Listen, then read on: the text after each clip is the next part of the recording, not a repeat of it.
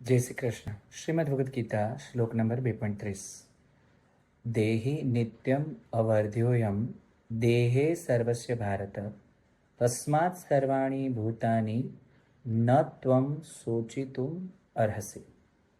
અહીંયા ભગવાન શ્રી કૃષ્ણ કહે છે કે હે ભારત, અર્જુનને કહે છે કે આ આત્મા જે શરીરમાં વાસ કરે છે તે નિત્ય છે, અવૈધ્ય છે અને અમર છે.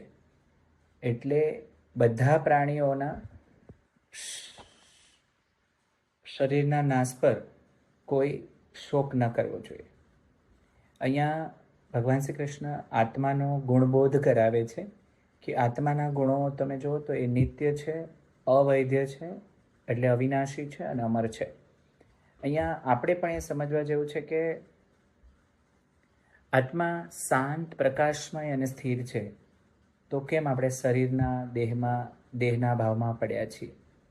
એટલે ભગવાન શ્રી કૃષ્ણ અર્જુનને હવે શરીરમાંથી સાવ હટાવી અને આત્મભાવ પર લઈ જવા માંગે છે.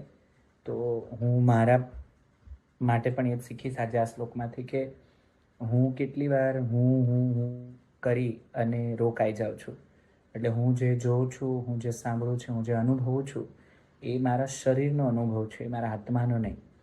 કારણ કે આત્મા જે છે એ તો અવિનાશી છે, અમર છે અને દેહ માત્ર એકમાત્ર એનું સાધન છે જેનાથી ભોગોને ભોગવે છે.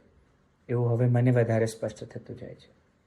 તો આપણે પણ આ શીખીએ કે સાક્ષી ભાવથી આત્માને જોતા શીખીએ અને જ્યારે મન ભારે થઈ જાય ત્યારે આપણે શ્રદ્ધાપૂર્વક એમ કહીએ કે આત્મા નથી બદલાતો, એટલે મારું સ્થિર સ્વરૂપ છે, હું નથી બદલાતો. માત્ર શરીર એ બદલી અને એનું રૂપ બદલે છે, એનો આકાર બદલે છે. હું અવિનાશી છું, અમર છું. જો આ ભાવ જાગે તો તમારા કામમાં, તમારા વિચારમાં, તમારા વર્તણૂકમાં બધે પરિવર્તન આવી શકે. તો આ પરિવર્તન આવો આપણા જીવનમાં લાવીએ.